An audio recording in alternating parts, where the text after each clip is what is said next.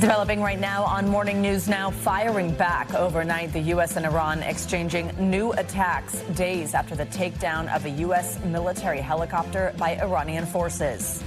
We're going to be attacking them very hard. Based on the helicopter, I guess we have the right to do that. You know, they shot down a very incredible, actually an incredible machine. Now, uncertainty over the Strait of Hormuz after Iran's military announced it shut down the key waterway, while U.S. Central Command insists it's still open. We'll bring you the latest. Also developing devastation across the Midwest after several days of severe storms, and it's not over yet. Our friend Al Roker joins us with your Thursday forecast.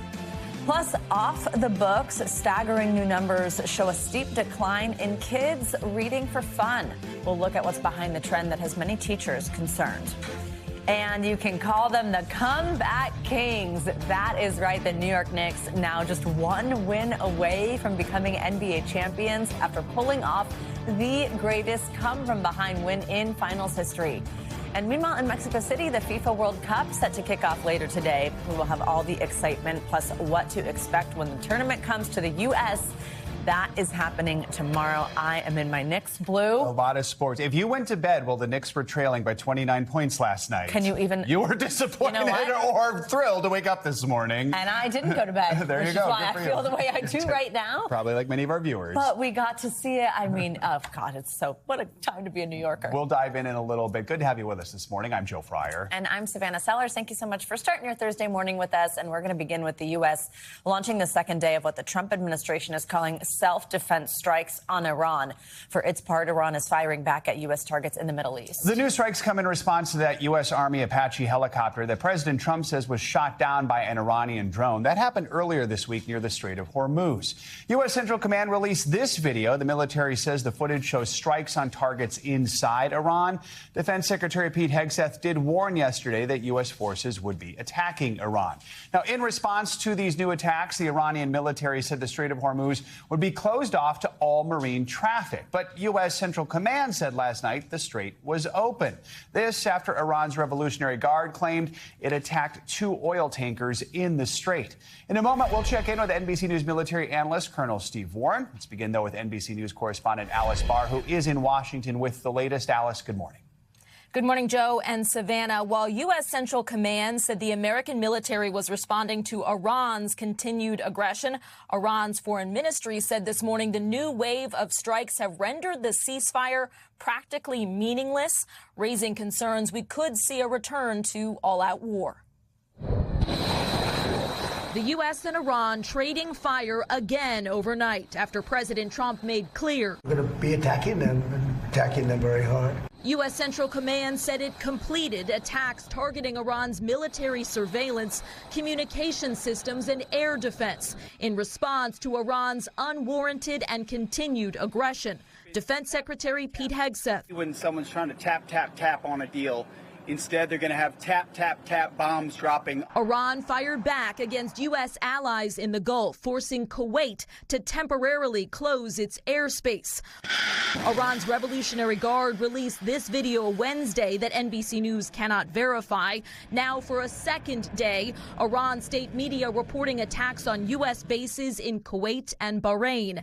It all follows Iran's downing of an American Apache helicopter and President Trump's post that Tehran had waited too long to make a deal and would now have to pay the price, even as he reasserted. We want a deal that's meaningful. We want a deal that works. The president also contending with a new report showing inflation hitting 4.2% in May, the highest in more than 3 years, driven largely by soaring fuel costs. The president downplaying the numbers that he said would drop when the war ends. I love the inflation. Later telling the New York Post he meant inflation is lower than anticipated despite the war, while he also revealed what he says was a secret mission to reduce energy costs, with the U.S. military guiding oil tankers through the Strait of Hormuz. We took out the other night 22 ships, late at night with no lights. Saying they brought out more than 100 million barrels of oil.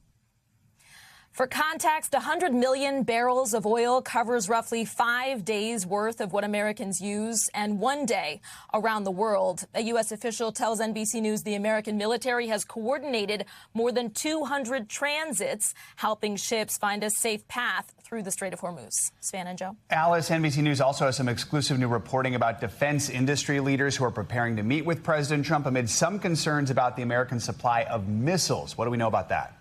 Yeah, this new reporting from some of our NBC News colleagues found that the leaders of roughly 7 defense companies are expected to meet with President Trump at the White House as soon as this week and be pressed to find ways to quickly speed up production of weapons for the Pentagon. That's according to 3 sources familiar with the upcoming meeting. It does come amid concerns that missile supplies may be dwindling. A White House official, though, said there was no meeting with leaders of defense companies on the president's schedule at this time, and that the American military has what it needs to do the job, guys. All right. Alice Barr, thank you.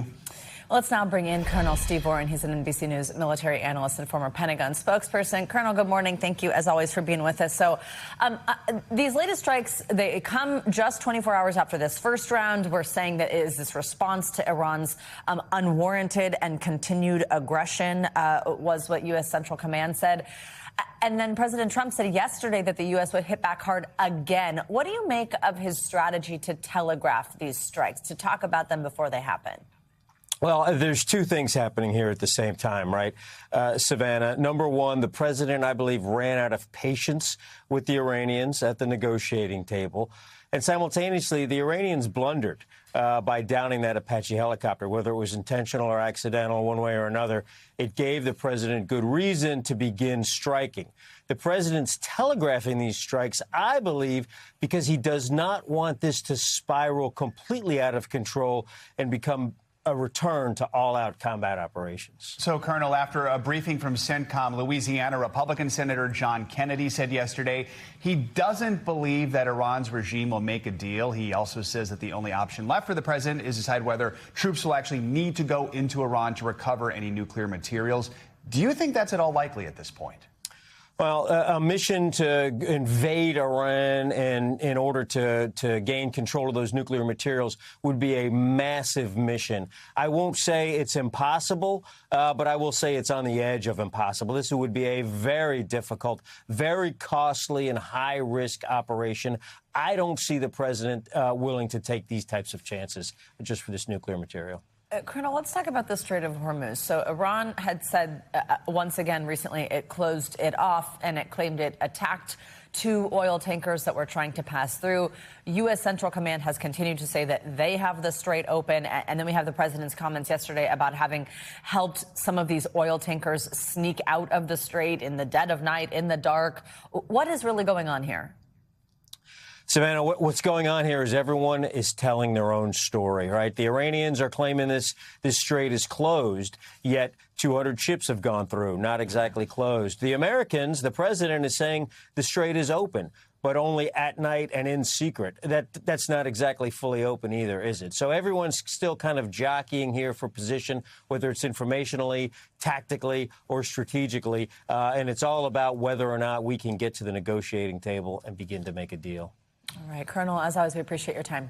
Back here at home, it was another day of severe storms sweeping across the Midwest, spawning several tornadoes. That includes this funnel cloud, which was spotted tearing across Missouri yesterday.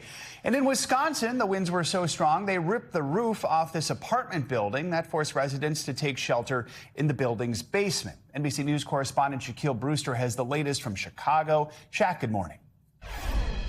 Hi there, Joe and Savannah. Well, you're seeing the impact of that violent round of storms right here in downtown Chicago. I mean, look at this. This roof falling down off of one of these buildings onto some of these cars. Look at the impact that it had when it landed on the windshield of this car. You now see cleanup crews here doing what they can. And look, this is something that you're seeing across the area, not just here in Chicago, but really throughout the region. We have some video, I believe, of what you saw yesterday afternoon with this storm coming through. People people running for cover, debris flying through the air. We know that a lot of this was connected to the wind and the wind speeds that you saw tied to this storm. Up in Wisconsin, we saw wind speeds being clocked in at 94 miles an hour. Just a dangerous system that also brought some tornadoes. In Missouri, we saw those menacing funnel clouds sweeping through fields, something similar that you saw in Iowa as well. A dangerous system that's continuing to move east, and also brought a lot of rain. We saw drivers stuck in some of that flooding in Pennsylvania. Now, the problem is we're dealing with the threat of similar weather again today here in Chicago, for many states across the Midwest. The threat of more of those winds, more of the possible tornadoes. We know about 400,000 people across the country are waking up without power. Those power outages are expected to only increase with another round of this severe weather. And then you have to talk about what's going on out east. The temperatures are increasing. Heat advisories in effect later this week. The very likely possibility that we're going to be talking about some record-setting temperatures. But back to today, another round of storms hitting some major transportation hubs here in Chicago, New York, D.C. You could be seeing a lot of flight delays tied to this dangerous and violent severe weather. Joe and Savannah? Busy day ahead, Shaq. Thank you. Well, for more, let's bring in our friend Al Roker. He's got a closer look at where things stand ahead of the weekend. Al, good morning. Good morning, Savannah and Joe. Well, we've got more severe weather again today. After yesterday's outbreaks, we're looking at more again. We've got severe thunderstorm watches, warnings, even some tornado warnings this morning as this first line starts to make its way in here. 92 million people at risk for dangerous weather. Intense tornadoes, wind gusts of over 75 miles per hour, damaging winds, Kansas City, St. Louis, Chicago, Des Moines, Iowa. There are going to be big airport delays today in Chicago. They're going to ripple across the country. We've got a tornado risk from Saginaw, Michigan, down to Quincy, Illinois, EF0 to EF2 or greater tornadoes. Then tomorrow, that shifts to the east, from Burlington, Vermont, down to Knoxville, Tennessee, New York City, 65 million people at risk, wind gusts of over 60 miles per hour. Tornado risk is low. That's the good news. We are looking at a lot of wet weather. Some places, hourly rainfall rates, 2 to 3 inches likely, especially as you get up into Chicago, Des Moines, Davenport, Iowa. And the heat is on. We are looking at records through tomorrow from Glens Falls, New York, all the way down to Columbia, South Carolina, Craig Melvin's hometown. Look at these temperatures. We're talking records, heat and humidity.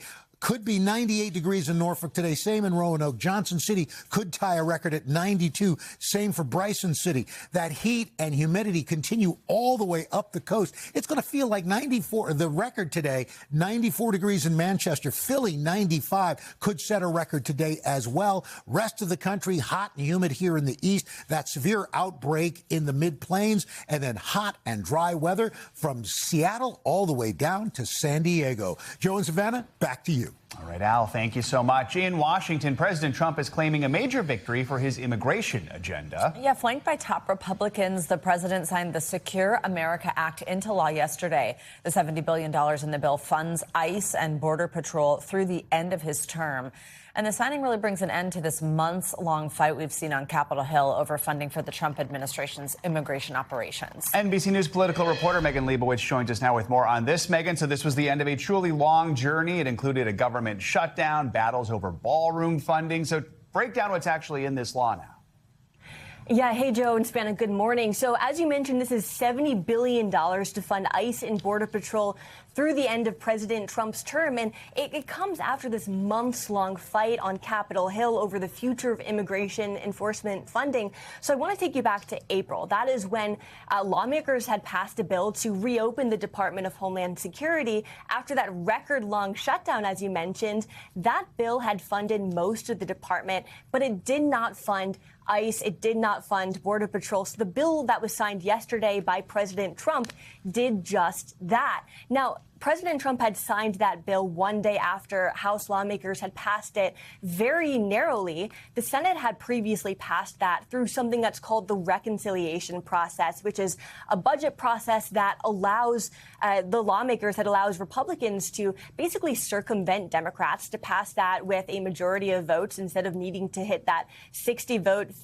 filibuster-proof threshold. And so this bill as well had hit a snag when President Trump, too, had previously said that he wanted it to include that so-called anti-weaponization fund. That ultimately was not included in the bill after pushback from Democrats, but also Republicans as well, Joe and Savannah. Megan, also we want to talk about housing official here, Bill Pulte. So President Trump, he's continuing to face backlash over the decision to put him here as acting director of national intelligence. This is after Tulsi Gabbard stepped down. He's a Trump loyalist, but he has no background in intelligence. This has really been making a stir in Washington. What are some of the concerns that lawmakers have about this choice, and what have we heard from the president? Yeah, so Democrats have expressed a lot of concern about Pulte being appointed for a couple of reasons. One, as you mentioned, is the fact that Pulte is a housing official. He does not have a background in the intelligence field.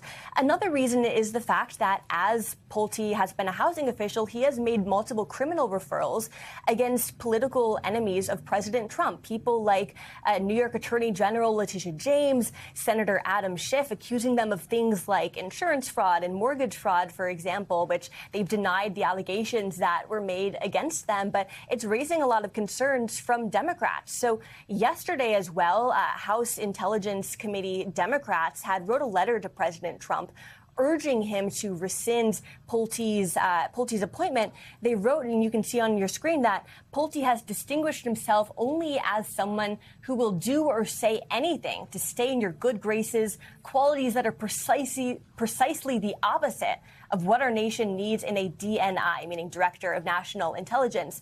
Now, President Trump yesterday had defended his pick of Pulte, telling NBC's Garrett Haake that smart people are smart people, and he also said that he'd rather have smart than experience, but experience is good too. Now, he also said that Pulte would be there for a short while as they're going to ultimately pick another candidate, and he said that they are interviewing about 5 other people ultimately for that post, guys. Megan, one more headline that we've been following from Washington is that so-called anti-weaponization fund. The Attorney General, Todd Blanche, said the administration is now abandoning the plan. At the same time, it is still working its way through the courts. A federal judge weighed in yesterday, basically denying a bid by those who oppose the fund that would have temporarily stopped the administration from moving forward with the fund. So what does this all mean? Yeah, that's right. So yesterday, a district judge had declined to temporarily block that fund. The argument basically being that he said that it was basically a moot point now that the administration has said that they're not going to move forward with that so-called anti-weaponization fund. Now, at the same time, that judge with a warning to the administration, warning them not to play possum with him, is how he put it. Now, that judge had also asked that Justice Department official during that hearing why the DOJ didn't just rescind the memo that had created that fund, rather than having the court and the public rely on the administration saying that they weren't going to move forward with that fund anymore. And that official said that he did not know the reason for that. So remember, this comes after Acting Attorney General Todd Blanche had said that the administration was no longer moving forward with that so-called anti-weaponization fund. That came after pushback from both Democrats as well as Republicans as well. I do want to note here, though, that there are a couple of lawsuits regarding that so-called anti-weaponization fund. And while this judge did not decline to temporarily block it, the anti-weaponization fund is still temporarily blocked by a different judge in a different lawsuit until at least Friday. And that is when there's going to be another hearing on this. It could ultimately be blocked even longer than that, Joe and Savannah. All right, Megan, thank you so much. Well, in other news from Capitol Hill, billionaire Bill Gates was questioned yesterday by members of the House Committee on Oversight and Reform over his connections to the late convicted sex offender Jeffrey Epstein. Gates, who appears thousands of times in the Epstein files, faced more than 5 hours of heated questioning from both sides of the aisle behind closed doors. NBC News Now anchor Hallie Jackson has the latest. Billionaire Bill Gates leaving Capitol Hill after accusing Jeffrey Epstein of blackmailing him. The Microsoft co-founder grilled by lawmakers over his ties to the notorious sex offender. I hope my testimony is helpful to the important work of the committee to find justice for the victims. Gates, who appears thousands of times in the DOJ's Epstein files, including in photos alongside women, says he met Epstein in 2011 to help raise money for his global health charities. Gates is referenced in emails Epstein appears to have drafted to himself in 2013, suggesting he helped Bill get drugs after sex with Russian girls, allegations Gates has denied. The Microsoft co-founder telling lawmakers he cut off Epstein when it became clear his philanthropic pledges were a dead end, but says Epstein became aware of his extramarital affairs and, in his words, was working to use information about my infidelities, in addition to many lies that he layered on top, to pressure me to re-engage with him. Gates says he never witnessed nor had any indication that Epstein was engaged in ongoing criminal conduct and never victimized anyone. He's not been accused of criminal wrongdoing. Gates' interactions with Epstein began years after a controversial sweetheart deal in which Epstein served just 13 months, including work release, on Florida charges including soliciting minors for prostitution. Gates saying he should never have met with Epstein in the first place. Obviously, I think we would agree it was a horrific judgment call. The Gates Foundation now doing its own investigation, and those in Gates' orbit unable to escape headlines about him, including his ex-wife, Melinda. Brings back memories of some very, very painful times in my marriage. Our thanks to Hallie Jackson for that report. Well, earlier this year, the Wall Street Journal reported that Gates apologized to employees of the Gates Foundation for his past ties to Epstein during a town hall meeting. The execution of a death row prisoner in Alabama, scheduled for today, has been halted. A federal appeals judge issued a decision permanently blocking the state from executing Jeffrey Lee through the use of nitrogen gas, citing the Constitution's ban on cruel and unusual punishment. The Alabama State Attorney General now plans to appeal the decision. NBC News senior legal correspondent Laura Jarrett has Lee's reaction to the judge's decision. Sitting on Alabama's death row, Jeffrey Lee breathing a sigh of relief, at least for now, after a federal judge in a rare move blocked the state's plan to execute him with nitrogen gas. You still just got to maintain your focus to continue to fight this. The legal fight over Alabama's method of execution coming to a head now after a federal appeals court on Monday agreed with Lee's attorneys that the state's use of nitrogen presents a substantial risk of serious harm, severe pain over and above death itself, violating the Constitution's ban on cruel and unusual punishment. In an exclusive phone interview from prison, the 49-year-old sentenced to death for killing two people during a pawn shop robbery back in 1998, processing the news in real time. I am not finished. And just, to me, my faith is everything. And kind of emotional right now. The case now winding its way through the courts, with the latest judge now ordering the state to turn to an alternative method, such as lethal injection or a firing squad.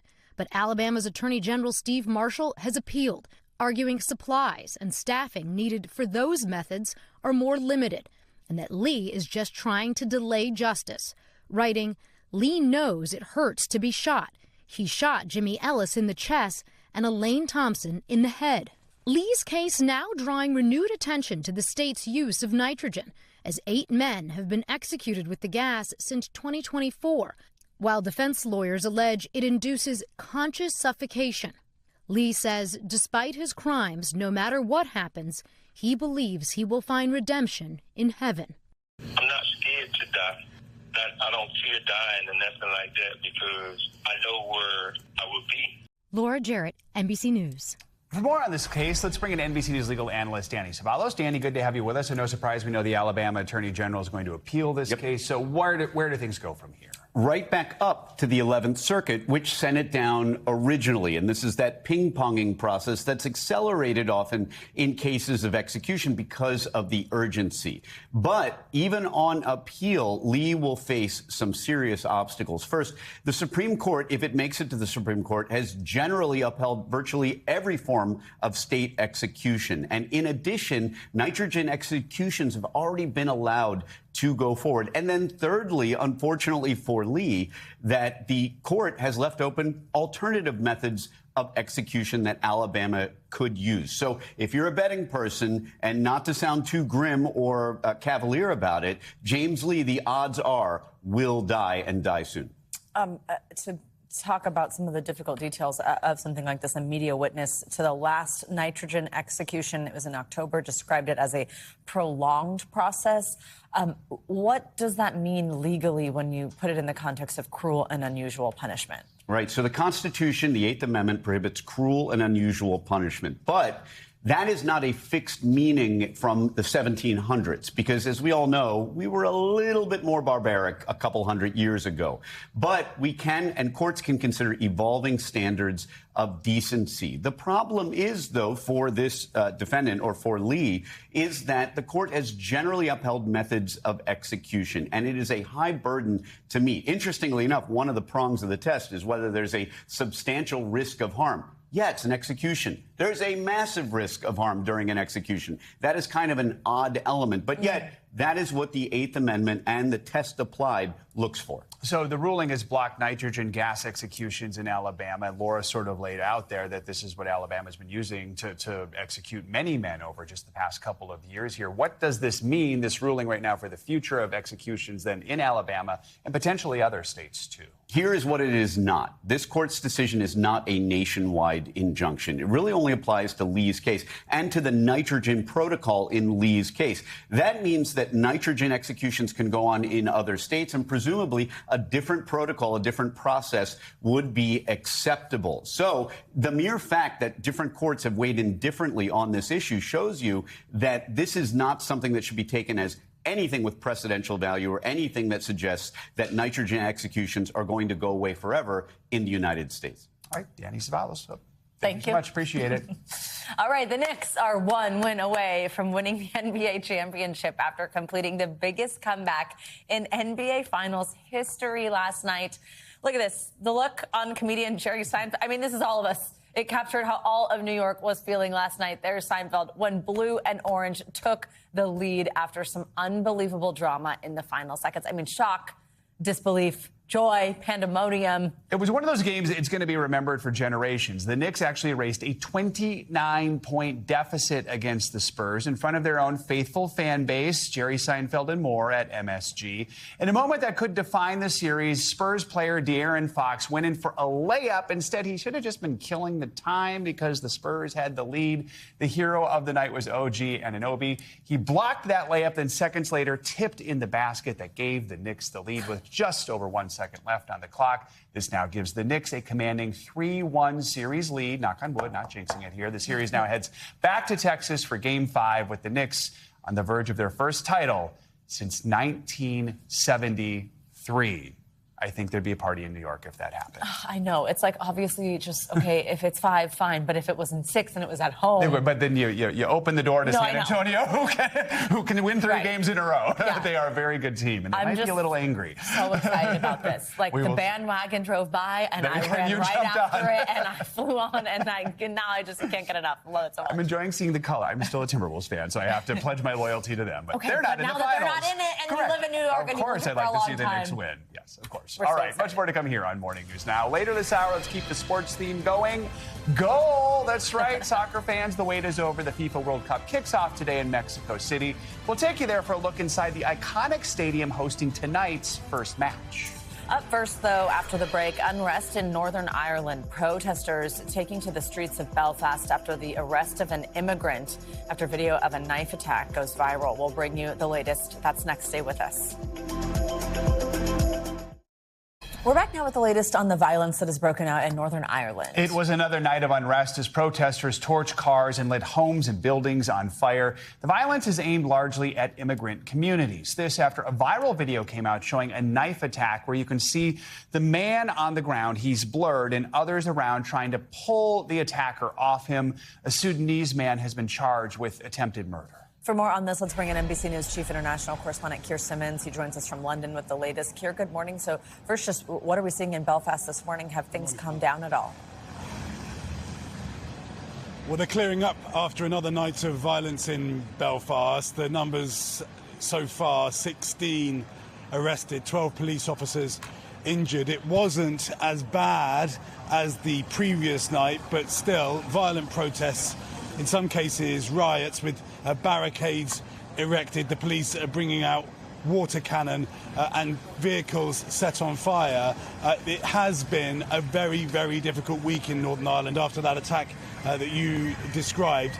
There have been protests there and in other parts of the United Kingdom, but it is the clashes with police and these masked gangs, according to lawmakers there, looking for people they believe are immigrants that are making their headlines for obvious reasons. Keir, how are police trying to manage this? What are they doing to try and stop the violence and keep people as safe as possible?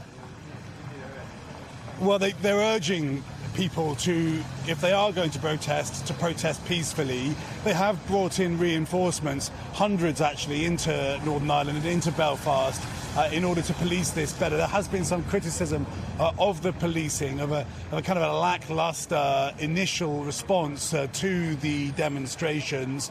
It seems to have caught police by surprise. Certainly it is, Joe, just another example of the way that a piece of video like the one that you showed ends up being spread on the internet. Even Elon Musk online, on X, on his own platform, encouraging people to protest.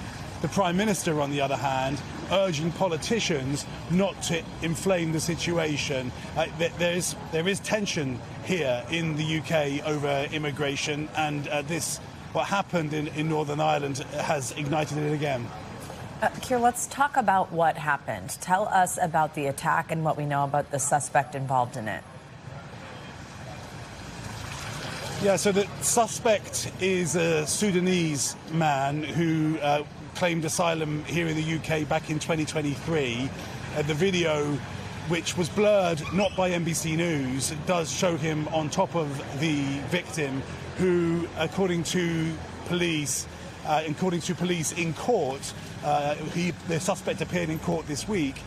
The victim has lost an eye, had damage to another eye, has back injuries to his back. So substantial injuries, a very, very violent attack.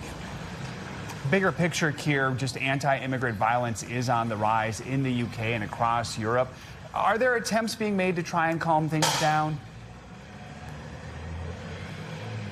Absolutely, of course. And at the same time, there is also a political debate raging about the question of immigration. I mean, you'll know, of course, that the United Kingdom, for example, is a country that has welcomed people from around the world for a long time, not least people coming here from what was previously, the British Empire, places that were once part of the British Empire. So there is that history here, but it has become a political hot potato in recent years, and that's true not just here in the UK, but also in France, where at some point ahead there will be an election. In Germany, again, elections down the road.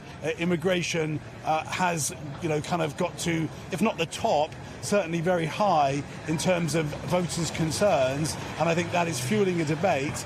And moments like these, combined with the internet, are ending up with these kind of violent scenes. I mean, all mainstream politicians are condemning it, but at the same time, there is this debate about what level of immigration is appropriate. I will say that one of the things that has politicians, lawmakers speaking out are these stories of people of colour being targeted. So, for example, we're hearing a story of a nurse who was chased by a masked gang simply because of her skin colour overnight. All right, Keir Simmons, thank you so much.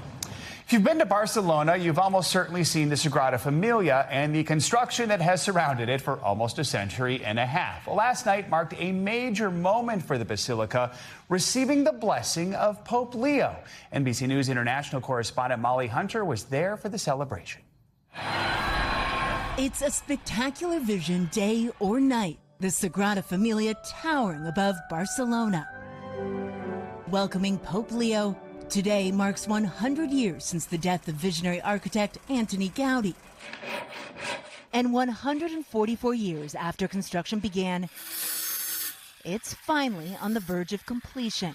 The final spire now making it the tallest church in the world. The newly completed Tower of Jesus Christ, blessed by the American Pope. 120,000 people filling the streets. Unbelievable, like breathtaking. Words can't describe. Yeah. and a finale even Gowdy couldn't have imagined. Fireworks illuminating the sky, a drone show with Gowdy's face, a dramatic way to mark a symbolic milestone for a global icon. A symbolic milestone because there is still work to be done. The basilica may not be truly completed until 2034. The Pope wraps up this Spanish trip in the Canary Islands this week. All right, Molly, thank you. Well, coming up, controversy outside the classroom. A new report shows a big drop in kids reading for fun. When we come back, we'll look at what's driving that decline and why critics warn the trend could have long-term effects. Morning News Now will be right back.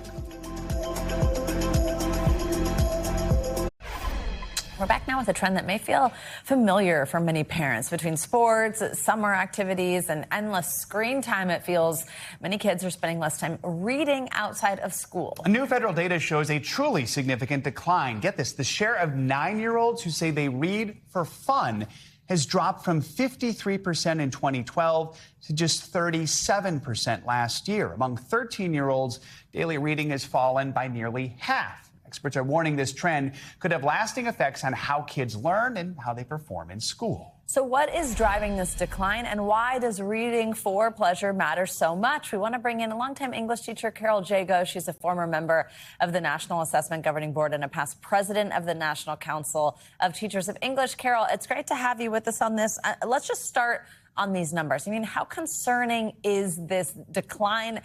Do you think screens are really behind this? First of all, it's an alarming moment. This should be a hair on fire news for America. Is it a result of the pandemic? Is it a result of screens? Either way, that's an excuse. An excuse doesn't get us to progress. We know that reading for pleasure correlates closely with reading proficiency.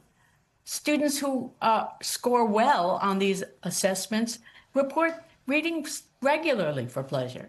Students in the lower percentiles say they rarely or hardly ever read for pleasure. Most students simply aren't reading enough to become competent, confident readers. We need to turn this around. So, Carol, a lot of parents out there might say, well, my kid reads all the time. It's just not books. Reading on screens or social media, does it provide anywhere near the same benefits as just sitting down with a good old-fashioned book? It's different. Clearly, screens are with us. They're not going anywhere. But to do the kind of deep reading that involves analysis, synthesis, comprehension, research, it's harder to do that on a screen. We have research that supports that. And so it's not either or, it's and both. But we need to be very intentional in schools and at home in bringing more reading, more books into students' lives. You touched on what this does just for reading proficiency in general, but I want to hear some more benefits because we know students who read for fun, they do end up performing better academically, right? When students read for pleasure, they're reading a wide variety of groups. You know, sometimes we think about reading as only novels, but many students really love reading about real things, and we need to make sure we've got lots of those books in our classrooms. We need to send those books home with students. We got all America's kids are going home for summer vacation. I have a 99-year-old mother who still remembers, she went to school in Brooklyn not speaking English. She still remembers her second grade teacher who sent her home with a grocery bag full of books.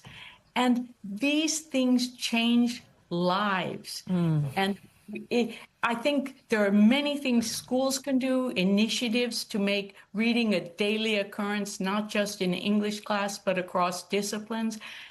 And we need to get kids talking about what they're reading. The best sellers of a book are kids to other kids. It's the best kind of peer pressure possible there. Let's talk about how we can try and spark that joy, because I would have to imagine a lot of parents out there maybe also aren't reading for fun because they're spending more time on their phones and on social media. So just what are some simple things you think parents can do to help kids rediscover that joy of reading? The first thing is we need ourselves to put down our phones and pick up a book. get kids, have our children see us reading for pleasure, because we need to think about pleasure kind of like eating. We don't just take pleasure in eating candy. Pleasure is an intellectual pleasure of taking you somewhere you've never been, different times, different places, and then wanting to share with somebody else what you're learning, what you're thinking about it. So it's both more reading, put the phone in the other room while you're reading, and let students see you doing this act. Model it for our kids. So important. Yes. Carol, thank you for being here. Really good conversation. Important stuff. Thank you. Coming up, countdown to kickoff. That's right, the FIFA World Cup is finally here. Up next, we're going to take you inside the new and improved stadium where the first match is set to take place. And we'll tell you what to expect as the U.S. prepares to host. Don't drop the ball. Morning News Now. We'll be right back.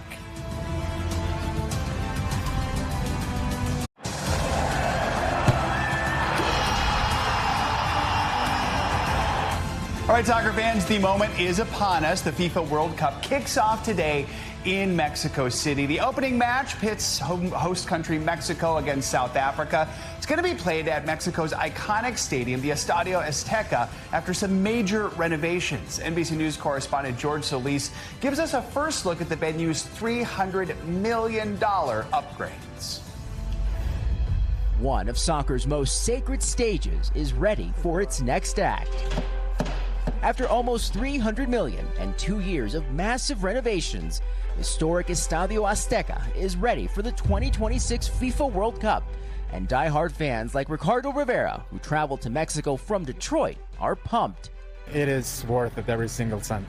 This is my third World Cup. The famous footballing venue, built in 1966, will be referred to as Mexico City Stadium per FIFA sponsorship rules. More than concrete and steel, this stadium's identity goes beyond just a name. It's all about passion and supporting your team, especially in home soil. It's hosted the World Cup finals in both 1970 and 1986, where soccer royalty Pelé and Maradona won the cup for Brazil and Argentina. Maradona produced the hand of God and the goal of the century during the 1986 tournament inside the now transformed Coliseum. More than 2,000 workers, some working around the clock to get the stadium up to par. And while some aren't crazy about the sport, they are celebrating. I'm excited more of the guys that I'm coming because the tourists are coming, so that's exciting. Among the multi-million-dollar renovations added, a hybrid playing surface, improved video boards, LED lighting, speakers, and thousands of new seats. Capacity now stands at more than 87,000 fans, the most loyal of which is already seated. That stone-faced, technically bronze facade belongs to Ignacio Villanueva, or Nachito. To celebrate the stadium's 35th anniversary, the eternal spectator was forever immortalized and sure to draw a crowd during the tournament. A testament that for all the new, the magic made at Azteca remains unchanged. How special is it to be here with your family for the opener? Oh, it's very special because it's a life memory for us. The stadium will host 5 matches, 3 group stage matches and 2 knockout matches, where today's stars will aim to leave their mark on this hallowed ground, and proving that while other stadiums may host games, this one hosts history. George Solis, NBC News. All right, so if you're looking for everything you need to know about the upcoming World Cup, don't worry, we've got you covered. Every 4 years, the World Cup ignites an energy unlike anything else in sports. It is this global celebration of pride and passion when entire nations put everything else on hold to watch their team. Over the next several weeks, billions of people will turn their attention to cities in the U.S., Mexico, and Canada, where legends will be made and some fancy footwork will be on full display. All right, for a preview of what to expect at the World Cup this summer, we are lucky. We're joined on set by our friend Michael Gargiulo, who's a World Cup superfan, the co-anchor of Today in New York. So we pass the halls every morning with Michael. But I love that we get to tap your expertise. I think people may not realize this. The final in July. 1.5 billion people are going to watch this. That's right. And I think a lot of people in America still aren't huge soccer fans. So help them understand why this is such a big deal, why winning the World Cup is such a big deal for countries. Here's why. It's the most elite sports trophy in the world. Soccer is a global sport. 200 countries competed for the right to be in the World Cup. 48 are left. Since 1930, only 8 nations have won the World Cup. So that's 8 out of 200. And that's why it's such an elite club and everyone wants to be part of it. Okay, there's like so much going on, though, for people, you know, who aren't sure how to follow this. It's in all these different countries. So let's just focus on the U.S. national team. Right. How do you think they're going to do? They I get think started. they're going to do pretty good. So here's the difference. Like the U.S. national team now, a lot of the players, like everyone might know Christian Pulisic. That's a famous name there. They are playing pretty high-level soccer here in the U.S. and around the world. So they're probably going to do pretty good. Okay. It's like a combination of NFL playoffs and March Madness. So you play the group stage where you play the other 3 teams in your group. And then the top 2 teams move on, and then you go to the knockout like March Madness. So we think the U.S. will get out of the group and hopefully go 1 or 2 steps into the knockout stage. The story was they got a lucky group. They got a little lucky with their group. It wasn't as competitive as maybe you don't want to be in the group of death. Exactly. So the Spain and France are the early favorites right now. Help us understand why that is and just who are the teams that could threaten to win instead of those. Yeah, so I looked at Spain and France's roster. Usually you got like 2 or 3 good players. They have like 9 good players on each team. Mbappe is a famous player for France. 18-year-old Lamine Yamal for Spain. And they're so good. When you have that many, 11 people on the field, and 9 of them are global superstars, it's hard to knock them off. But you got to look for England is always a favorite, right? And they always have this song, "It's Coming Home." It hasn't come home since 1966, but they think this could be their year. All right, so I don't know if you're okay with us revealing this detail, but you were at the World Cup. That's okay. Back in '94. I was. Ageless. Exactly. He was 3 at the time, so he doesn't remember well. But the last time that the United States hosted, what do you think are like the biggest changes or the biggest storylines this edition, now that it's back here on our soil? Well, like '94, there was, by the way, when I went to get tickets in '94, like I called on the phone. Oh my gosh, and someone sent me tickets. Okay, you're aging yourself now, not me.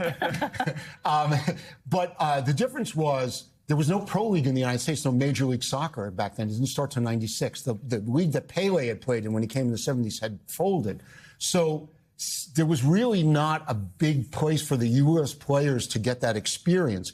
So I went to the games. The games were really well attended. I went to Chicago and I went to a game in then Giant Stadium. But there was interest, but not really fan fever. Does that make sense? Yeah. So that's the difference. Americans were looking at it like, oh, this is kind of curious that this game is here. And now it's a totally different thing 26 years later. This year, no doubt, it's going to be that. Real quick, the orange is not just for the Knicks, by the way. Right. Of course, it's for the Knicks, but your favorite team? My favorite team is the Netherlands, the best team never to win the World Cup, 3 times runners-up, and they did not win the World Cup. Like I said, they're the Buffalo Bills of soccer, but hopefully this year will change. Hopefully. But by the way, go Knicks. Go Knicks. Oh, yeah. Go Knicks. Knicks in 5. That's what we say. Michael Gargiulo, good to have you with us. Thank you so much. You. And a reminder, the World Cup officially kicks off in just a few hours. Make sure to catch every match, every moment live in Spanish on Telemundo and on Peacock. Coming up on Morning News Now, Rumble on Route 66.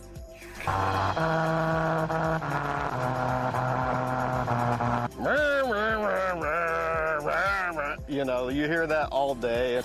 We return the unique new exhibit along America's most famous highway that has some locals plugging their ears. We'll be right back.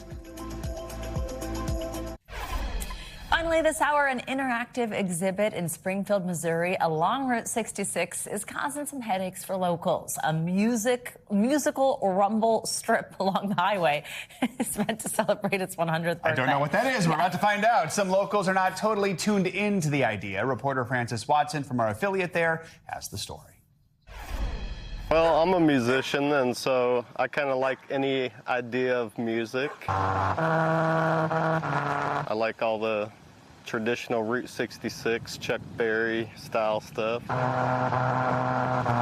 David Smith says he was excited when Visit Springfield installed rumble strips on St. Louis Street to celebrate the 100th birthday of Route 66. Created by Chris Hill and Peter Thompson, the interactive exhibit comes alive when vehicles traveling along the road hit the bumps, and out comes America the Beautiful. There are exactly 2,309 strips. It covers 855 feet, and if you drive at the intended 30 miles an hour, it will take you 19.45 seconds to complete the tune. But David says the musical road has worn out its welcome. You know, you hear that all day. David and many of his neighbors say the noise produced by the rumble strips have been disrupting their daily lives. But it's been really hard. It seems really weird. It seems almost like I don't know even how to describe it. Like just chaos. He says in addition to the sound becoming a nuisance, the road itself has become dangerous. We also take walks up there, and so it's weird when you're walking down the sidewalk with a kid and somebody swerves toward the sidewalk to try to hit the rumble strips. It's just a really bad idea. It's why some living on East Olive Street, one block over from the art installation, want to see it go. This is a residential neighborhood. We like to feed the birds and listen to the bird songs during the day rather than extra traffic noise. Okay, our thanks to Francis Watson for that story. City officials say the exhibit is temporary. Plans to remove it at the end of summer. I'm sorry, that's not soon enough. It's like the big piano, only bigger. Yeah, no, that's a no. I feel for those people. No kidding. All right, that's going to do it for this hour of Morning News Now. Stay with us, so the news continues right now.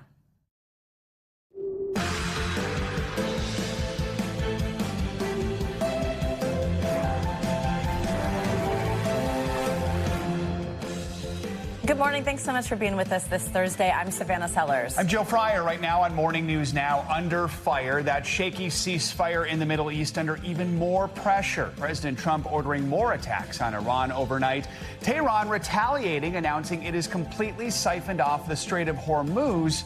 Back home, fresh inflation worries over the war, reaching heights not seen in years. We'll have the latest in a moment. Plus, on the record, billionaire Bill Gates facing an intense hours-long grilling on Capitol Hill over his relationship with Jeffrey Epstein. The revelations over their ties and where the congressional push for answers in the Epstein case could go from here. A late spring sting walloping millions across the Midwest. A deluge of heavy rain hammering several states, spawning dangerous flash floods. Take a look at this terrifying footage of a funnel cloud tearing across Missouri. More bad news, the chaos is not over yet. Our Al Roker has your full forecast in just a moment. And don't call it a comeback, an MSG stunner overnight with some history-making flair from the New York Knicks. They could now just be 4 quarters away from their first championship title in more than half a century. We're reliving all the show-stopping highlights as we also look ahead to Game 5 later this weekend. Plus, from the paint to the pitch, the Americas are prepping to welcome fans from across the globe in just hours. The FIFA World Cup officially kicks off. So if you're a sporting fan, sometimes June can be a little bit of like all you got left is baseball. Well, no, you still got the NBA Finals. You've got the FIFA World Cup. Stanley There's a lot going on right now. Stanley Cup is wrapping up right now, too. The fact that you asked it that way, though, answers your own question. But I knew that. You did know that. That's right. Who's playing? Okay. Vegas. Vegas? Yeah. Very good. Vegas. In Carolina, right? There you go. Yeah. There we go. We begin this hour, all right, with another day of strikes by the U.S. military on Iran in response to the downing of a U.S. Army Apache helicopter near the Strait of Hormuz. A U.S. Central Command released this video we're showing you last night. It says it shows strikes on targets inside Iran that it's calling, quote, self-defense strikes. In response, Tehran says it's retaliated against American targets across the Middle East. Iran is also claiming the Strait of Hormuz has been closed off, later attacking 2 oil tankers in the waterway. U.S. Central Command is disputing that, saying the strait has remained open. NBC News Chief Foreign Correspondent Richard Engel has the latest. Richard, good morning.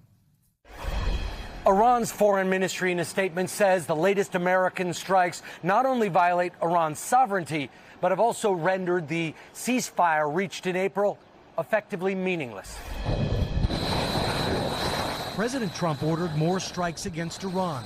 The U.S. military firing dozens of Tomahawk missiles overnight from warships and launching fighter jets. U.S. Central Command said Marine Corps, Air Force, and Navy assets fired precision munitions at surveillance capabilities, communication systems, and air defense sites across Iran. Iran fired back, retaliating for the second straight day against U.S. military locations in Bahrain, Jordan, and Kuwait. No reports of casualties. The long, shaky ceasefire has broken down and become negotiations under fire. President Trump overnight telling Fox News he would bomb the S out of them tonight unless Iran signs a deal. A point he stressed in the Oval yesterday to NBC's Garrett Hake. Well, we're going to be attacking them very hard. You're resuming bombing? Yeah, well, we are. Under pressure from rising gas prices, the president also touted what he said was a secret U.S. effort to guide oil through the Strait of Hormuz. You know, we've been taking out millions of barrels of oil. Nobody knows it.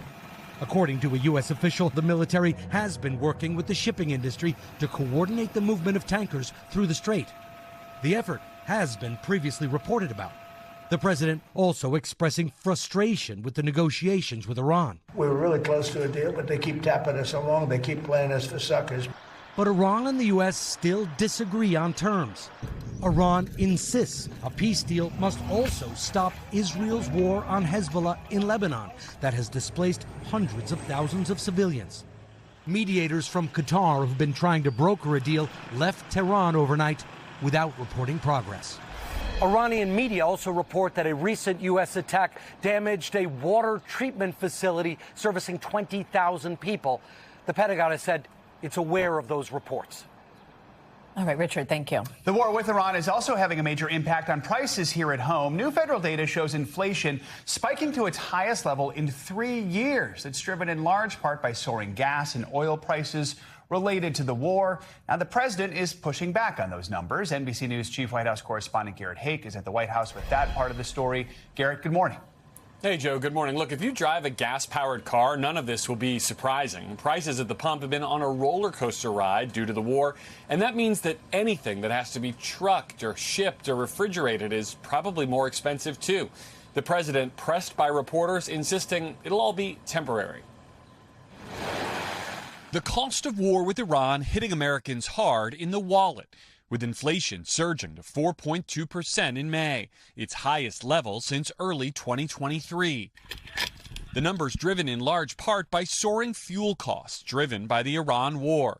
Groceries like coffee, lettuce, and baked goods getting more expensive too, as is dining out and taking off as jet fuel prices push up airfares. President Trump trying to put a positive spin on the tough economic news. The numbers were great. You know what I really love? I love the inflation. The president adding a few moments later, when the war is over, it's coming down. I know you can't. It's going to come down like a rock. The president later telling the New York Post his words were taken out of context and that he meant, quote, despite the fact that we're in a war, the numbers are much lower than anticipated. Still, President Trump's focus on Iran, including comments like this last month. I don't think about American financial situation. I don't think about anybody. I think about one thing. We cannot let Iran have a nuclear weapon. Opening the door to Democratic critiques that he's mismanaging the economy. I think the reality is the only conclusion that we can draw is that he doesn't give a damn about making life better for everyday Americans. The war itself imposes costs, but uncertainty and chaos and start, stop, not helping anybody. At the end of the day, all of this could have significant political implications for the president's party. Our NBC News polling shows that less than a third of Americans approve of President Trump's handling of inflation and the cost of living.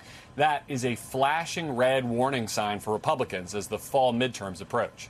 Joe? All right, Garrett, thank you so much.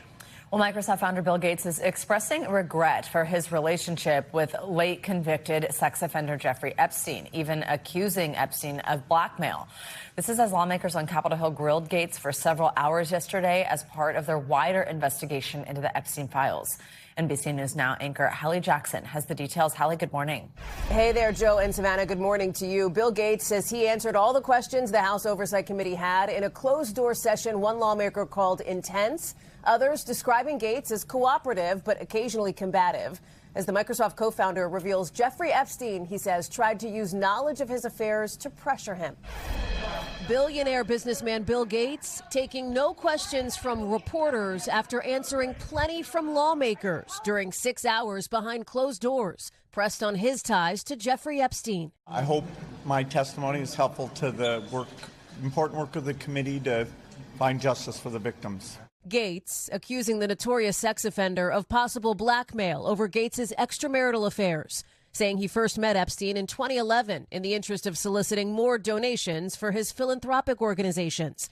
But Gates says he cut Epstein off when it became clear that was a dead end, acknowledging his affairs, saying Epstein was working to use information about my infidelities, in addition to many lies that he layered on top, to pressure me to re-engage with him. I think that Epstein saw a vulnerability and tried to use that as leverage. It's pretty clear to me, though, that Epstein was a friend collector. You know, he just liked to have people around him that were big deal. Lawmakers say Gates was asked about emails Epstein appeared to have drafted to himself in 2013, suggesting he helped Bill get drugs after sex with Russian girls, allegations Gates has denied. Mr. Gates does believe that Mr. Epstein would write emails that were oftentimes untrue. Gates has not been criminally accused of wrongdoing and says he never saw nor had any indication of Epstein's criminal conduct. Quote, I never went to his island, his ranch, or his Florida home. I have never victimized anyone. Gates does acknowledge meeting with Epstein was a grave error in judgment. The two first connecting well after that controversial 2008 sweetheart plea deal that saw Epstein serving 13 months, including work release on 2 state charges in Florida. He said he knew that Epstein had been convicted of some kind of sexual misconduct, and he regretted not researching the details of it. The House Oversight Committee now wants to hear from the acting Attorney General Todd Blanche as the Epstein controversy continues to hang over the Trump administration. Joe, Savannah? All right, Hallie, thank you. Another major story we're following this morning, the outbreak of severe weather sweeping across the country. Parts of the Midwest were hit by powerful storms overnight that produced several tornadoes. Heavy rain also hammering some areas, causing more flooding in places hit by a lot of rain over the past several days. Here in the East Coast, it's sweltering temperatures that are the biggest concern. Al Roker will have your forecast in just a moment. First, NBC's Shaquille Brewster joins us from Chicago with the latest. Shaq, good morning. Good morning, and the cleanup is well underway, even here in downtown Chicago. You see some of that damage behind me after a violent round of storms overnight. There was a roof on top of these cars. Crews are working to clean it up right now, but look at that front car right there. The windshield put in. You see some of the tree apparently pushing in or crashing through that front car. You have scenes like this across the Midwest, where we know across the country there are more than 400,000 people this morning waking up without power. This morning, violent storms barreling across America's midsection, with more than 90 million people in the path of the wild weather.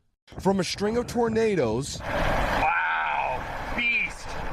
with funnel clouds sweeping through fields, to damaging winds littering neighborhoods with fallen trees. In Wisconsin, some gusts hitting 90 miles per hour, while the Windy City was living up to its name. People sprinting for cover in Chicago as powerful gusts sent debris flying through the air, parts of a building crushing a car.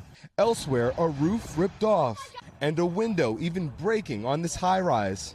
I have never seen it over the road like this so quickly.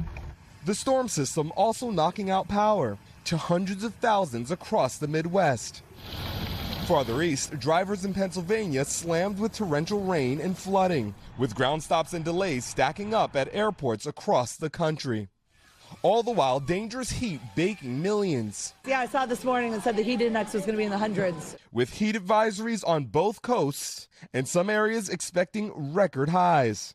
A dangerous patchwork of extreme weather nationwide.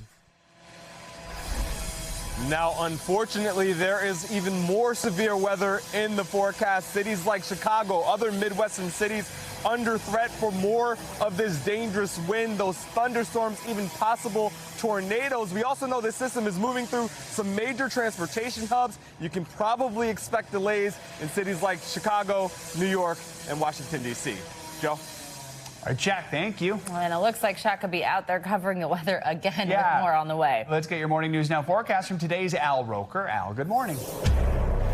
Good morning, Savannah and Joe. Well, we've got more severe weather again today. After yesterday's outbreaks, we're looking at more again. We've got severe thunderstorm watches, warnings, even some tornado warnings this morning as this first line starts to make its way in here. 92 million people at risk for dangerous weather. Intense tornadoes, wind gusts of over 75 miles per hour, damaging wind, Kansas City, St. Louis, Chicago, Des Moines, Iowa. There are going to be big airport delays today in Chicago. They're going to ripple across the country. We've got a tornado risk from Saginaw, Michigan, down to Quincy, Illinois, EF0 to EF2 or greater tornadoes. Then tomorrow, that shifts to the east, from Burlington, Vermont, down to Knoxville, Tennessee, New York City, 65 million people at risk, wind gusts of over 60 miles per hour. Tornado risk is low. That's the good news. We are looking at a lot of wet weather. Some places, hourly rainfall rates, 2 to 3 inches likely, especially as you get up into Chicago, Des Moines, Davenport, Iowa. And the heat is on. We are looking at records through tomorrow from Glens Falls, New York, all the way down to Columbia, South Carolina, Craig Melvin's hometown. Look at these temperatures. We're talking records, heat and humidity.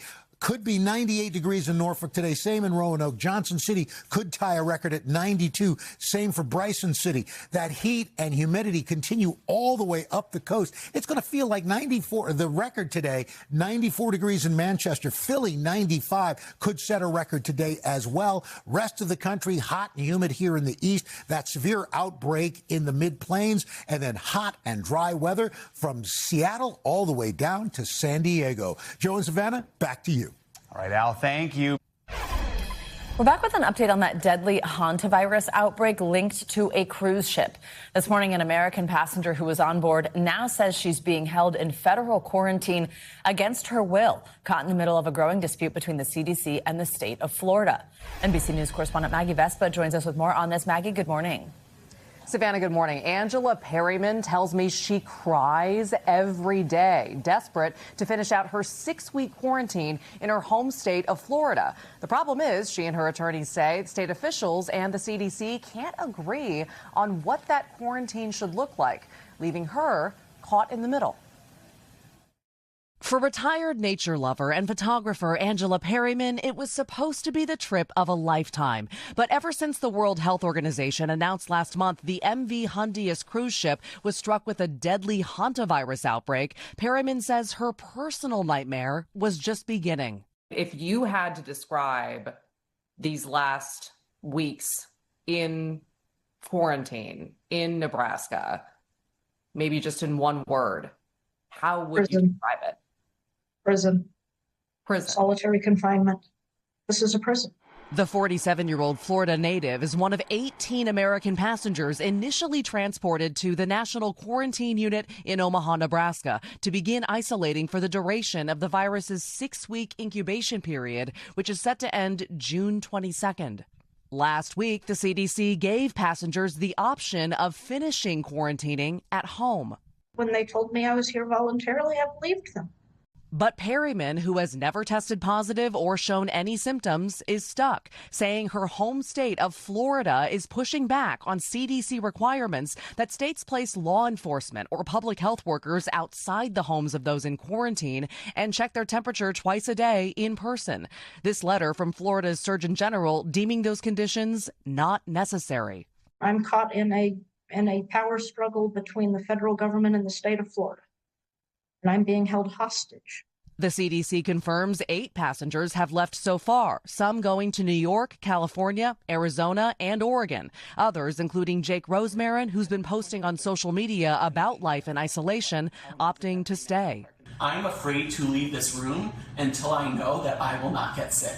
Everybody else that's requested being transferred home has been transferred. I remain here. Now, NBC News has reached out to the CDC and the state of Florida. So far, neither have responded to our requests for comment. It is worth noting the CDC previously threatened passengers with criminal charges if they tried to leave quarantine. So it's not like Perryman can just walk out. She has hired an attorney and says she hopes to be home in her home state of Florida before the 6 weeks are up. Savannah. All right, Maggie Vespa, thank you very much. Along with the growing excitement for the World Cup, there are also increased safety concerns here in the U.S. 12 men have been arrested after an undercover sting operation targeted human traffickers in South Florida. Authorities say they took the suspects into custody on Tuesday after they were caught trying to pay for sex with minors. NBC News national law enforcement correspondent Tom Winter has more on the challenges authorities face as they try to crack down on criminal activities ahead of and surrounding the tournament. In the air and on the ground, law enforcement is getting ready for the World Cup. And not just at the stadiums, but for the party. And historically, big parties bring big concerns about human trafficking, drugs, and fake merch. Former FBI Special Agent in Charge Tim Gallagher says it's a lot for law enforcement to look at. It's a Herculean task, and the bad guys are banking on the fact that maybe law enforcement is just so focused on the violent threat, or that they may not be looking for the criminal activity that's going on outside the stadium. And they're wrong. We anticipate the World Cup will be the largest human trafficking location in world history. Florida's Attorney General says they've already made more human trafficking arrests this year than ever before, and they're ready to keep going. We will leave no stone unturned when it comes to rooting out evildoers, people that want to traffic and go after our women and kids. And we will prosecute, and we will send them away for a long time. Florida authorities say they're making good on that promise. We have stepped up our undercover operations, announcing the arrest of 12 people for trying to pay for sex. They say this is an effort to disrupt trafficking activity in advance of the World Cup. Why is there such a focus around these sporting events? Those who traffic in human beings, they know that there's going to be big crowds, people who are away, people who are looking to exploit other human beings. And they will use this as an opportunity to make money off of those who are they're exploiting. Even the U.S. Treasury's Financial Crimes Enforcement Network is on alert, issuing this warning to banks to track payments online from ATMs and apps, which could be used by traffickers. There is some good news. Recent research on large-scale events like the World Cup and Super Bowl shows that not all of the human trafficking fears materialize. Thanks to the flashlight effect, when everyone is focusing on the problem, it can be harder for it to exist in the shadows. But there is precedent. Sex trafficking has been a focus of law enforcement the last few weeks. With 169 people arrested in a human trafficking sting ahead of the Super Bowl in 2019. There are other concerns. The DEA says they're worried fans from overseas may not know that counterfeit prescription pills can be laced with the deadly drug fentanyl. They're out with a World Cup-specific website just to warn visitors that one of those counterfeit pills can kill. Then, a less deadly problem, but still a big economic crime, counterfeit merch. Law enforcement agencies going after these fakes in California and north of the border. The largest seizure of counterfeit soccer jersey in Canadian history. Toronto police charging 2 men with selling 16,000 counterfeit World Cup jerseys and flags worth millions. This was a large-scale operation designed to exploit fans and take advantage of their love for sports. Law enforcement agencies trying to score with fan safety, not just at the field, but off of it. All right, our thanks to Tom Winter for that report. Just in case you don't know, we'll keep reminding you. The first World Cup match is just hours away. All right, coming up, the budding leadership crisis impacting some of the nation's top health agencies. When we come back, we'll dig a little deeper into what's driving the exodus of executives and what the future could hold if those positions remain vacant. That's next. Stick around.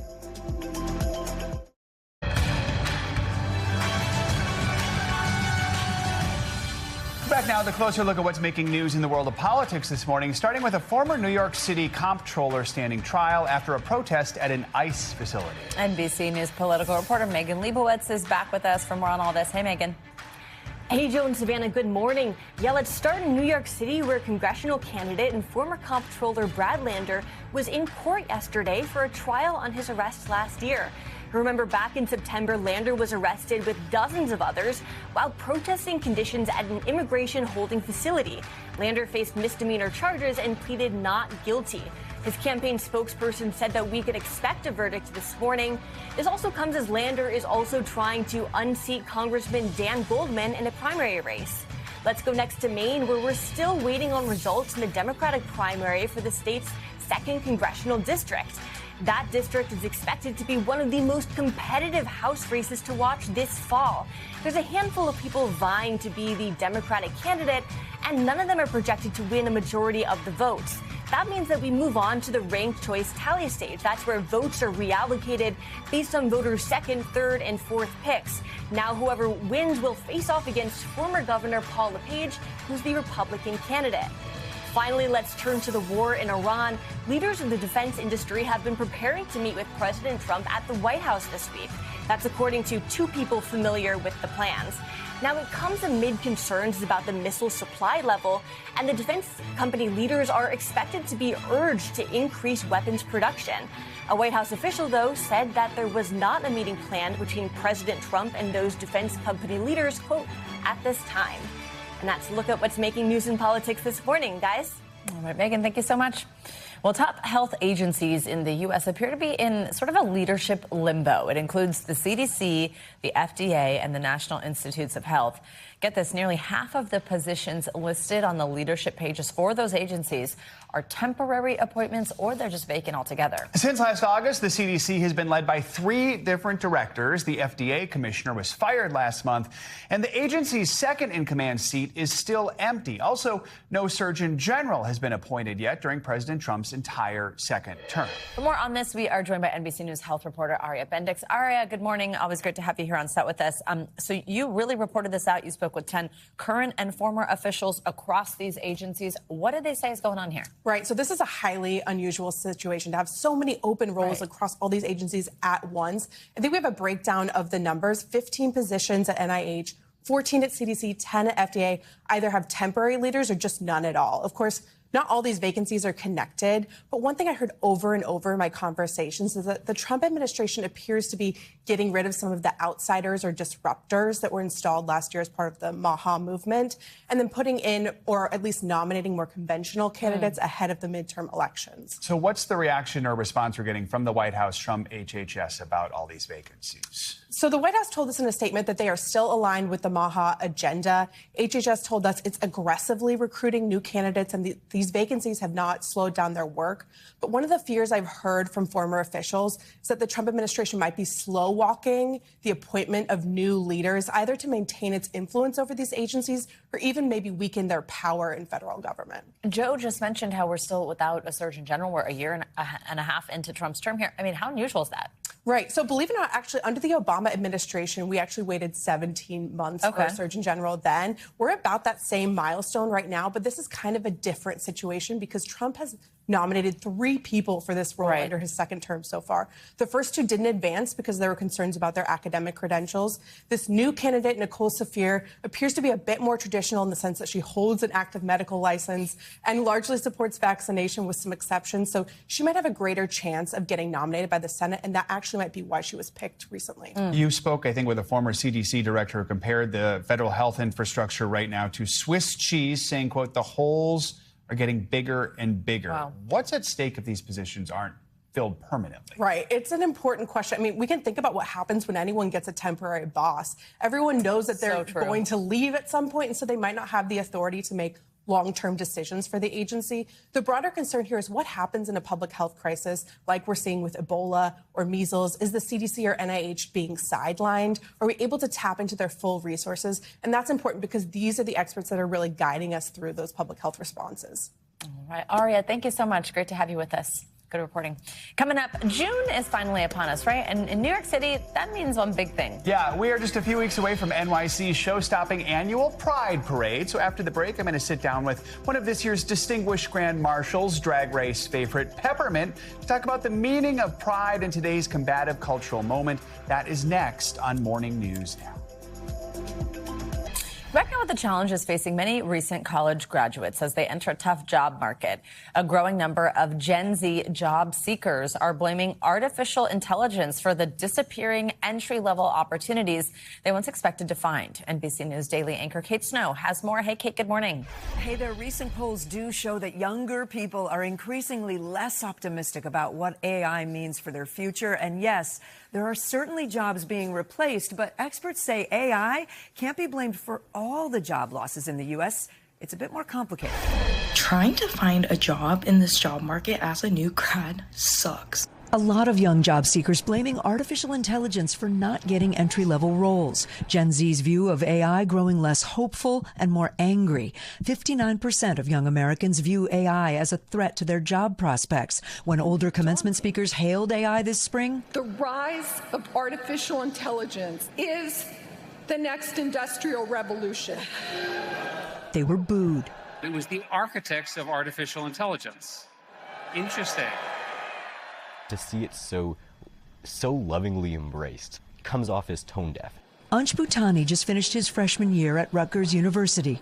Do you worry that when you get to senior year, you're going to have trouble finding a job because of AI? Yes. Why? Because theoretically, I'm a college graduate. All I have is my degree. Why would a company hire me when they can just spend $200 on an enterprise Anthropic subscription and completely replace my job? The unemployment rate for young grads is 5.6%, higher than the overall rate of 4.3%. A recent Stanford study found young workers in areas like software development and customer support have seen employment drop 16% since AI tools became widely available. Companies cite AI as the reason they're laying off thousands. Do you think we're in the middle of an apocalypse where entry-level jobs just can't be found? No, I wouldn't call it an apocalypse. I would say it's a wobbly career ladder that risks being broken. Harvard economist David Deming says he has empathy for graduating seniors, but AI is also easy to blame. I think there are some companies that are genuinely replacing workers with AI, but there are also many companies who aren't really doing that, but are using AI as a scapegoat rather than their own decision making. As an excuse. Yes.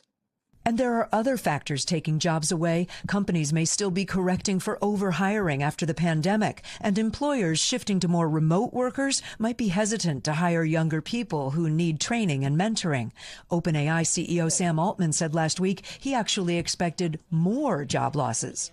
I think that the impact on jobs has been less than many people in our field expected. Teachers and healthcare workers are in high demand. Bank of America touted hiring 2,000 interns this summer, and IBM says it will triple entry-level hiring this year. Gen Z uses artificial intelligence more than any other generation, and Deming says that's an advantage. Every past technological revolution has benefited in the long run young, talented, ambitious, educated people. He encourages his students to get creative. It might be a time to maybe bet on yourself, take a little risk, do something that is interesting to you but feels less secure. Ansh Bhutani is majoring in business analytics with a minor in physics, but he wants to be a freelance writer. Are you concerned about your own future of getting a job in writing? No. Why not? Because I'm a better writer than AI. So these AI companies are very aware, and they are responding to Gen Z and that whole backlash that we're seeing. Meta is investing $115 million to train skilled workers for AI infrastructure jobs. Microsoft last year committed cash and tech donations to expand access to AI education and skills training. Back to you. All right, Kate, great report. Thank you. We are now less than 3 weeks away from the NYC Pride Parade happening on June 28th right here in Manhattan. It's one of the biggest and longest running marches in the world celebrating LGBTQ plus rights every year. The parade features a powerhouse lineup of queer trailblazers who serve as grand marshals. These folks are nominated by their communities and allies to honor the work they do to fight for equality. Our next guest is one of this year's Grand Marshals for NYC Pride, Peppermint. You might know her from a little show called RuPaul's Drag Race, where she was an international fan favorite and the first openly trans contestant on the show. Peppermint is no stranger to breaking glass ceilings, recently made history as the first openly trans woman to originate a principal role on Broadway, also serves as the first artist ambassador for trans justice with the ACLU. The icon herself is here in studio with me. Peppermint, thanks so much for being here. Happy Pride. Happy Pride. Welcome to our big gay apartment here that we have all set up for you. All right, so we have some beverages. We're going to get to that in a moment. Okay. Before we drink the tea, let's spill the tea a little bit here. Does that sound tea, good? Darling. Right. Tea party. When you found out you were going to be one of the Grand Marshals, what was your reaction? What did that mean to you? I was over the moon. I've done the parade several times over the years. Yeah. New York City Pride, there's nothing like it. But getting a chance to be a grand marshal, carrying the legacy and being at the front of the parade, it's a dream come true because it's an opportunity to really highlight the needs of the trans community. Each of the grand marshals is asked to work together with a charity group, and so we have the opportunity to sort of focus on something. Let's talk more about that, because you're working with GLAAD and also the Advocates for Trans Equality. Mm-hmm. And I know one of the issues that you're focused on right now is fair housing for the LGBTQ plus community. That's really important right now, right? 100%. I mean, I think a lot of people hear about trans issues and they think it feels maybe foreign to them because they maybe don't know someone who's personally trans. But at the end of the day, all the things that the trans community wants are the same thing that everybody else wants. Access to housing, healthcare, the ability to make their own decisions about their own bodies, and health and safety. You know. Yeah, we've seen so much anti-LGBTQ legislation over the past few years. Do you feel Pride has taken on a new or different meaning over the past few years? Maybe less of a focus on the party and more of a focus on what really started Pride at Stonewall more than 50 years ago? Back to our roots, absolutely. I mean, Pride started as what people say, the slogan is Pride was a riot, you know, because it's inspired by the Stonewall riots, who in 1969, police came and raided the legendary Stonewall Bar, Stonewall Inn, which is now a national monument. And, you know, the community fought back. And that was the beginning of the Pride, what we would call the Pride Parade. Every single year we've done it to commemorate that moment. And Marsha P. Johnson, along with Sylvia Rivera, were both there as two trans women who were leading the charge. And so this year, the theme of Pride is for all of us, which is inspired by a Marsha P. Johnson quote. No pride for some of us without liberation for all of us. You mentioned something that I think is important. A lot of people may not personally know a trans person in their life, but they see you on RuPaul or on your shows on Netflix and Hulu, or they see you on Broadway, and that makes a difference in the world and just how we move forward, right? I hope so. I mean, visibility is important, and it's something that we have to keep up with, but at the same time, we also have to really focus on the quality of life issues that the trans community are facing, the threats. You know, right now, next week, I think we're getting ready to hear from the Supreme Court 3 determinations or 3 decisions.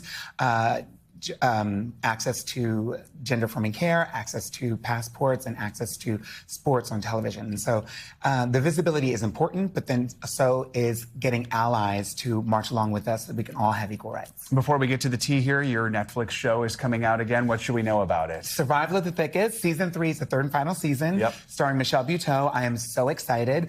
July 2nd is when it drops, all 8 episodes. What do we need to know about the tea here? You were kind enough to bring us a little morning beverage. A summer beverage. This is called Peppermint's Transcendence. I partnered with Moody Teas, which is a small queer-owned tea company, and a portion of it's a deep blue vanilla mint tea, and a portion of every sale goes to Advocates for Trans Equality. How'd you come up with this idea? Well, I knew I didn't want to do like a T-shirt or something where I wanted to do something refreshing. You know, I am peppermint, and so.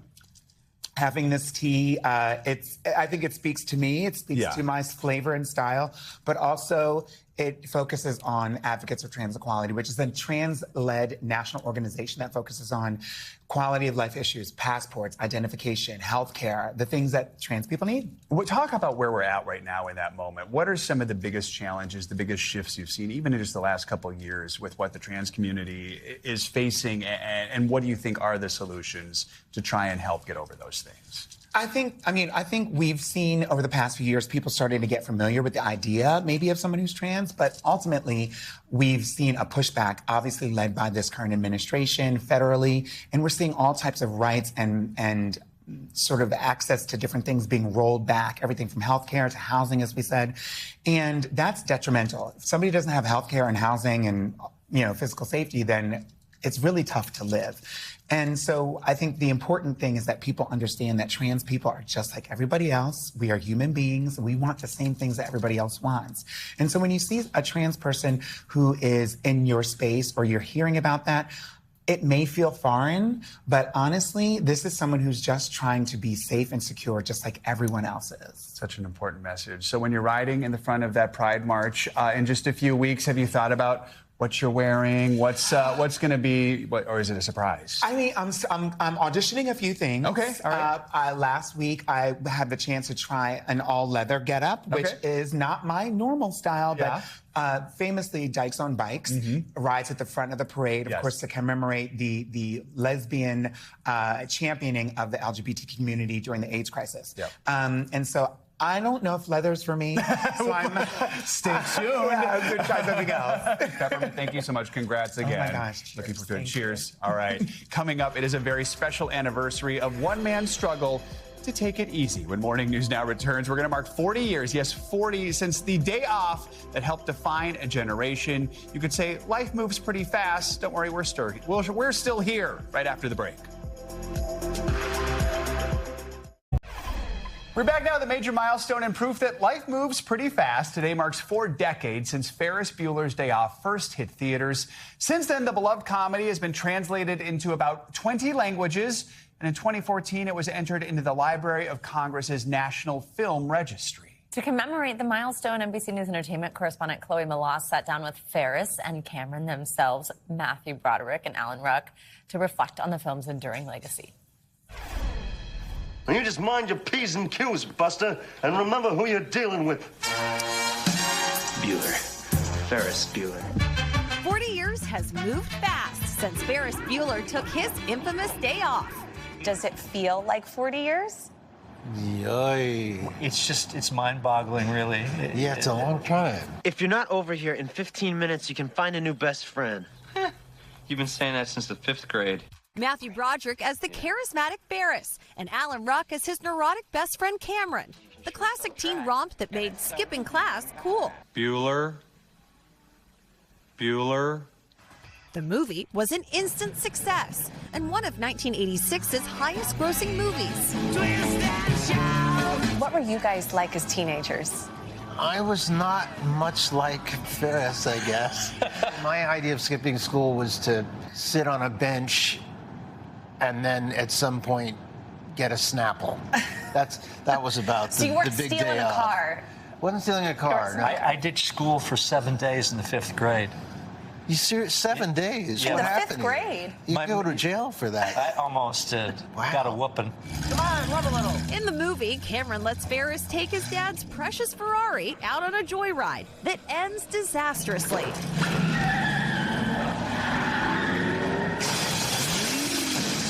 What do you think Cameron's dad said to him when he found the car? I don't think Cameron survived that day. I think his dad spent the rest of his life in Joliet prison. I think it woke his dad up to that there was a problem and things got better. You're so positive. Behind the scenes, the bond between the two actors was unmistakable. Are you sick of working with me yet? I'm not sick of working with you. I'm sick of hanging out with you. Yeah. Talk to me about this friendship right here. We did this play, Biloxi Blues, about a year before we did Bueller. I just think it's a similar sense of humor, so that was easy. I remember first meeting you. So he was like the cool guy from Chicago, you know, with the grease in his hair. After Ferris Bueller, Broderick became an 80s icon and took on Broadway, while Ruck's star has risen thanks to HBO's Succession. If Willa doesn't come back, that's fine, because I don't need love.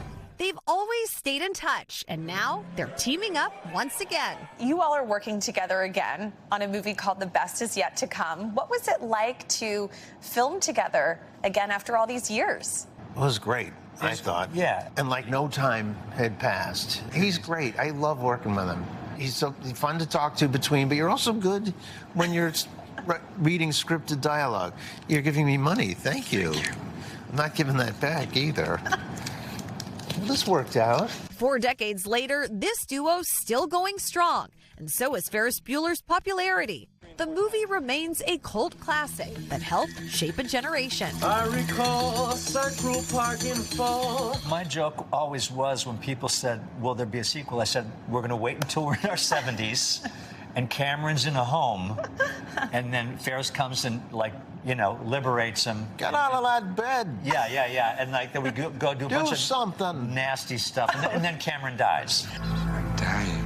You're not dying. You just can't think of anything good to do.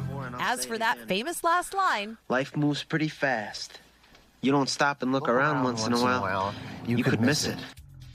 What does it mean to you, those words, now looking back? I think it is moving, and I think it's that fleeting feeling of when everything was in front of you, hope. All things were possible. Yes. If you just stay in the moment and enjoy what you have, you'd be all right. It's over. Go home.